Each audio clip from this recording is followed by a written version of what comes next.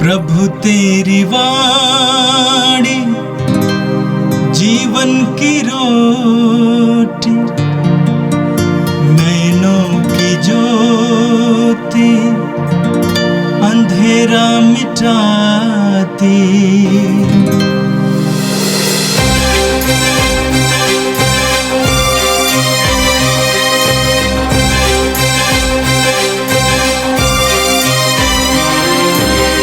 प्रभु तेरी वाणी जीवन की रोटी, नैनों की ज्योति अंधेरा मिटाती। प्रभु तेरी वाणी जीवन की रोटी, नैनों की ज्योति अंधेरा मिटाती। वाणी वाणी वाणी वाणी वाणी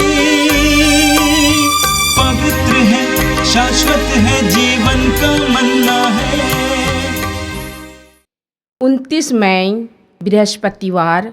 पहला पाठ प्रेरित चरित अध्याय 18 वचन संख्याएं 1 से 8 तक।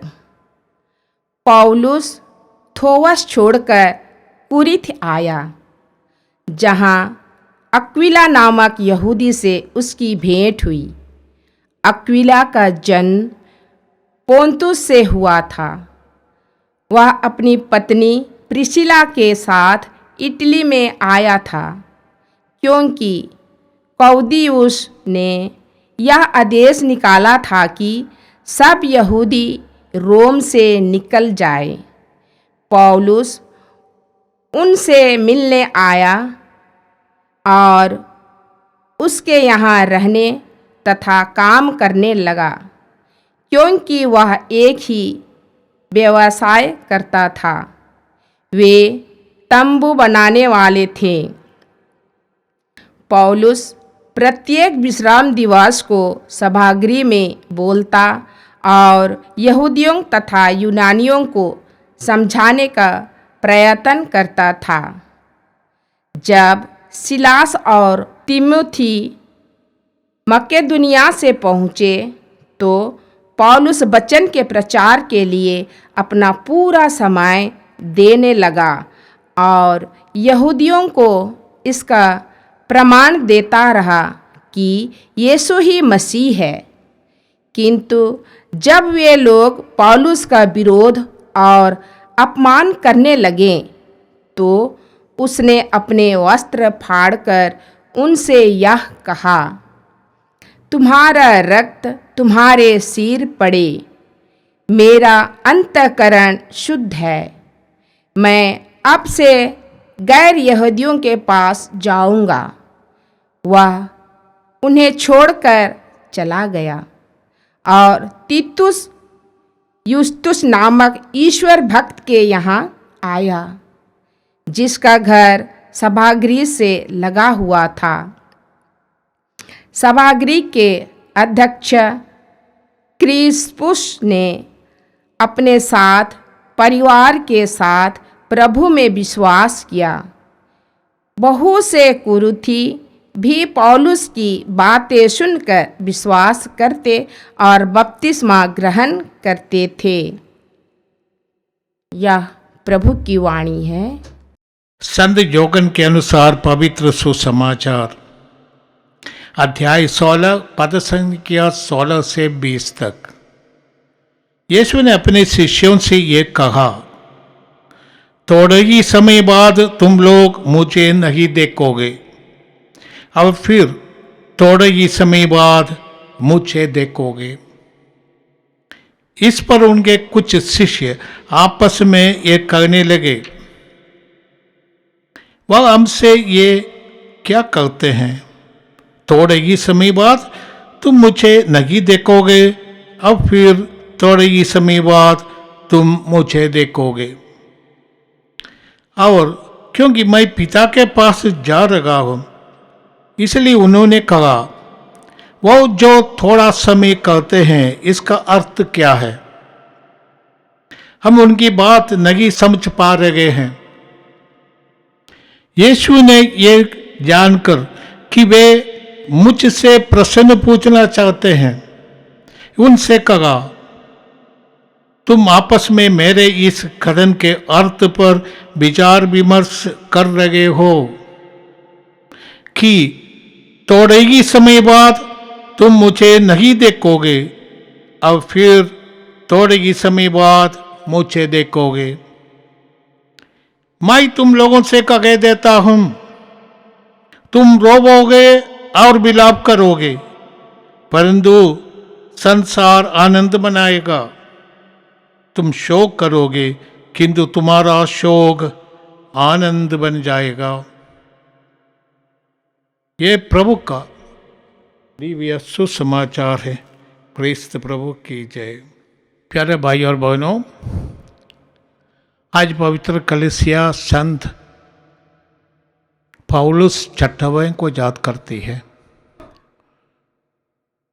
संत पिता जॉन 23वें ने वेटिकन महासभा बुलाया था और उसका प्रारंभिक सभा का वो अध्यक्षता भी किए थे, परंतु इसके बाद उनका देहांत हो गया और वेटिकन द्वितीय महासभा का मुख्य उद्देश्य कलीसिया का नवीकरण था और ये जिम्मेदारी पौल छठवें को पड़ा, उनके ऊपर पड़ा। उन्होंने ये जिम्मेदारी को इतनी निष्ठा से किया, इतना अच्छे अच्छे जो विचारधारा कलीसिया में सबको समाकृत करके जो वेटिकन द्वितीय महासभा 5 साल चले थे और उसका सब डॉक्यूमेंट आज भी हमारे पास है।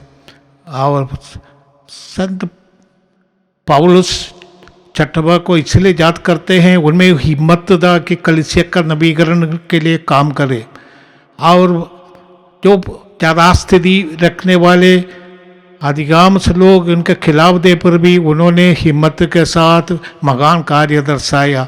उसने पौलुस का नाम इसलिए लिया था कि पौलुस यीशु को प्यार करने वाला सबसे महान व्यक्ति है। यदि भी यीशु विरोधी थे, एक बार यीशु का दर्शन होने से पौलुस का जीवन बदल गया। वो यीशु से इतने जुड़ गए, वो कहते हैं यीशु को जानना मेरा जीवन का सबसे बड़ा वरदान है। इतना ही नहीं, यीशु के लिए पूरे दुनिया में उन्होंने भ्रमण किया, सुसमाचार की घोषणा की और अपने जान यीशु के लिए दिया।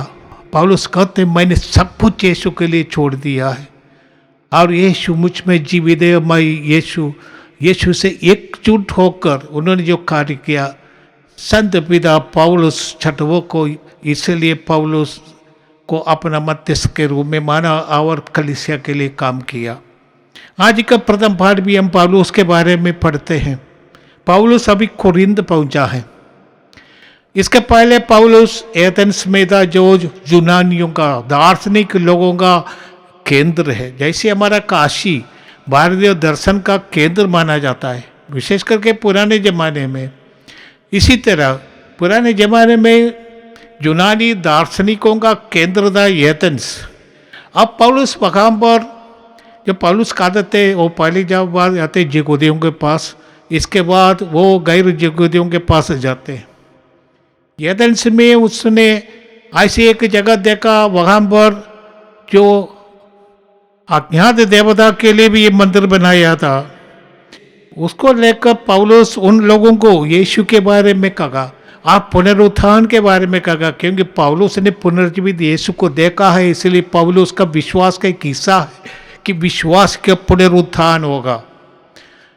और इसके बारे में जब उन्होंने बोला, ये यूनानी दार्शनिक हंसने लगे, अरे भाई हम बाद में सुनेंगे आपको।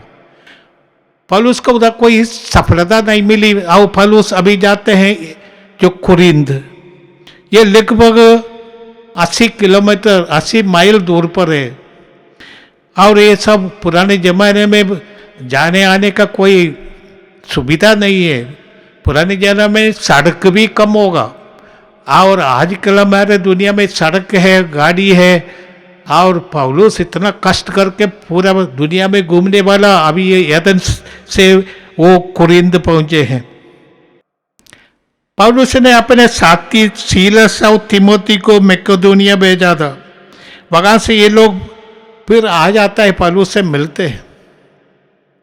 वहाँ पर पौलुस कुरिन्थी में लगभग 1.5 साल रहा। सबसे पहले पौलुस यहूदियों का सभागृह जाते थे, सिनोगोग। वहां पर यहूदी इकट्ठे होते, विश्राम के दिन, शनिवार के दिन। आप पौलुस उस अवसरों का इस्तेमाल करते हैं और उनको यीशु के बारे में बताते हैं। पौलुस ने अपना पूरा समय देने लगा यहूदियों को। वो साक्ष्य देता रहा कि यीशु ही वो प्रज्ञात मसीह है जिनकी प्रतीक्षा वे करते थे, और उसके लिए पौलुस साक्ष्य देते हैं। परंतु बहुत यहूदी पौलुस का विरोध करते थे और अपमान करते थे। तो उसने अपने वस्त्र फाड़ कर, धूल छाड़ कर कहा, तुम्हारा ये रक्त तुम्हारे सिर पर पड़े। इसका अर्थ है कि अभी मेरे और तुम्हारे साथ कोई रिश्ता नहीं है, तुम मेरे बात को मानते नहीं है, तुम उसको अलग कर दिया, इसलिए हम लोगों के बीच का रिश्ता समाप्त हो गया। परंतु बहुत गैर यहूदी लोग पौलुस के पास आते थे, गैर यहूदियों को सुसमाचार सुनाने लगा। और तितियुस जुस्तुस नामक ईश्वर भक्त के यगाम आया, जिनका घर सभागृह से लगा हुआ था। और सभागृह क्रिस्पुस ने अपने यगाम अपने सारे परिवार के साथ प्रभु में विश्वास किया। यहूदियों का वो सभागृह का अध्यक्ष, उसने यीशु को धारण किया, विश्वास किया और पौलुस का अनुचर बना। हम पौलुस में ये देखते हैं कि यीशु को सारे दुनिया को देने का वो जिम्मेदारी अपने जिम्मेदारी समझते थे। कुरिन्थी के नाम पौलुस के पत्र में वो कहेगा कि धिक्कार मुझे यदि मैं सुसमाचार की घोषणा नहीं करता हूँ, क्योंकि मुझको वो जिम्मेदारी दिया गया है।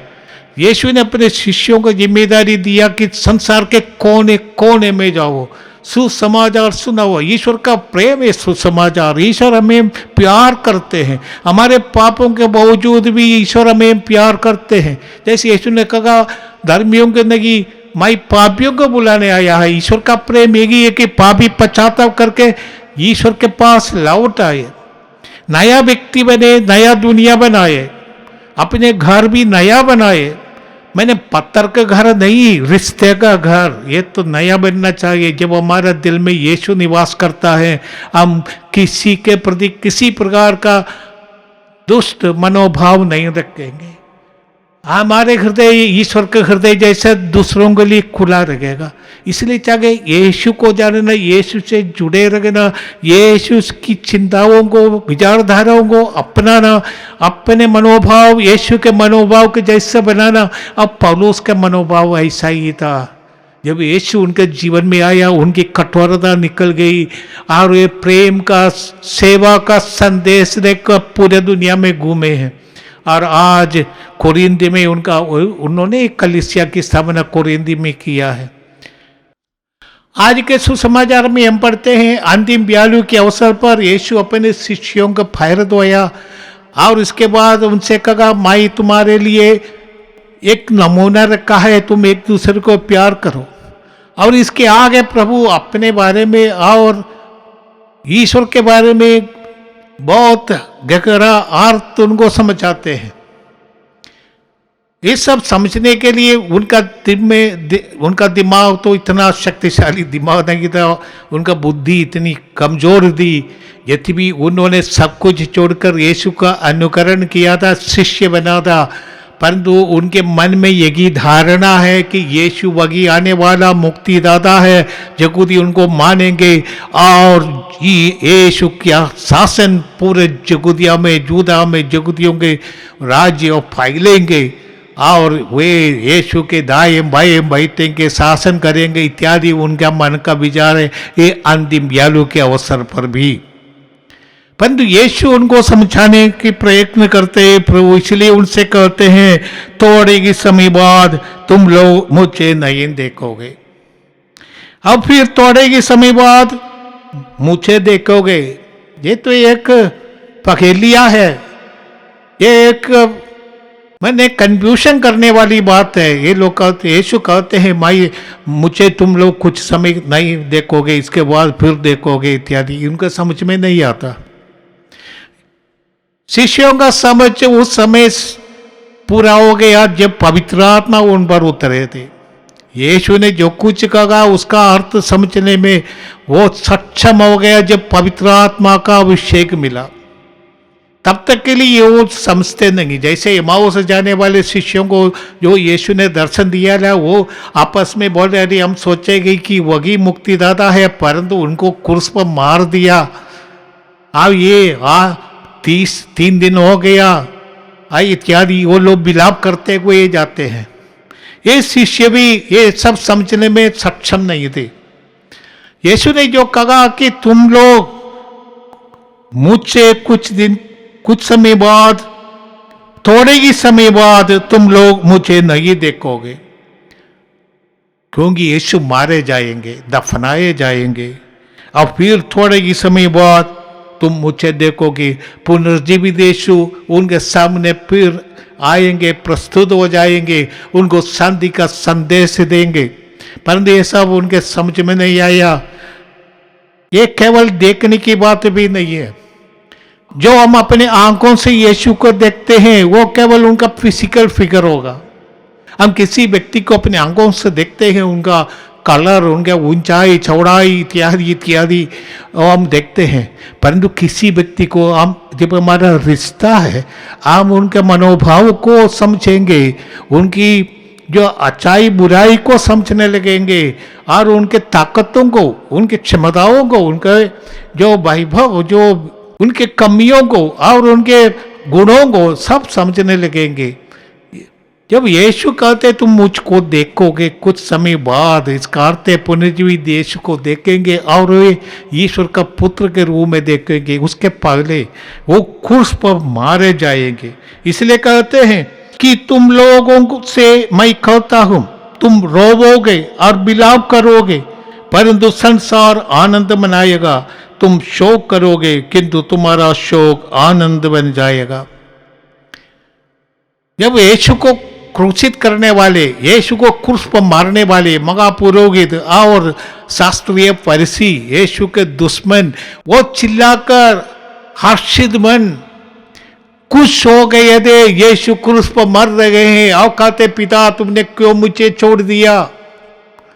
यीशु, जैसे हम पढ़ते हैं इब्रानियों के नाम पौलुस का पत्र अध्याय 5 पद संख्या 7 में हम पढ़ते हैं, मसीह ने इस पृथ्वी पर रगड़ते समय पुकार कर और आंसू बगाकर ईश्वर से जो उन्हें मृत्यु से बचा सकता था प्रार्थना उन्होंने भी नहीं की। श्रद्धालुता से कारण उनकी प्रार्थना सुनी गई। ईश्वर का पुत्र होने पर भी उन्होंने दुख सहकर आज्ञा पालन सीखा। यीशु तड़प पर क्रूस पर मरते थे। ये देखकर उनका विरोधी, उनको क्रूस पर चढ़ाने वाले हंसी उड़ाते थे, यीशु को अपमानित करते थे। परंतु यीशु उनके लिए प्रार्थना करते थे, पिता उन्हें क्षमा कर। और शिष्य भी दुखी थे। प्रभु कहते हैं थोड़ा समय के बाद तुम्हारा शोक आनंद में बदल जाएगा। जब यीशु मृतकों में से पुनर्जीवित होकर शिष्यों को दर्शन देंगे तो वो आनंद विभोर हो जाएंगे शिष्य। हमारे जीवन में भी एक बात है, हमारे जिंदगी में गुड फ्राइडे बार बार आते होंगे, दुख कष्ट, एक समस्या के बाद दूसरी समस्या, एक रोग के बाद दूसरा रोग, जिंदगी में एक कलामिटी के बाद दूसरी कलामिटी। ऐसे समस्याओं से भर जाते हैं लोग, कभी कभी निराश हो जाते हैं। यीशु हमें सिखाते हैं कि तुम्हारा दुख शोक आनंद में बदल जाएगा, तुम्हारा गुड फ्राइडे ईस्टर संडे बन जाएगा, तुम्हारा क्रूस पुनरुत्थान का एक दरवाजा बनेगा, नया जीवन का, नई शक्ति का, नई प्रतिभाओं का। इसलिए प्रभु कहते हैं निराश नहीं होने का है। शिष्यों से प्रभु पहले ही बता देते हैं कि जो कुछ होने वाला, परंतु उस समय उनका समझ ये सब ग्रहण नहीं कर सकते थे, क्योंकि उनके आत्मा का विषय नहीं था। इतना ही नहीं, उनका पूर्वाग्रह था यीशु एक महान राजा बनकर आएंगे। विशेष करके ओसाने के दिन जब यहूदियों ने यीशु का स्वागत किया, चिल्ला चिल्ला कर दाऊद के पुत्र को ओसाना बोला था। अब ये लोग भी, उनकी भी भावना इतना सुंदर हो गई, वो भावना में देखने लगा यीशु राजा बनकर आए और हम उनके दाएं बाएं बैठकर शासन करेंगे।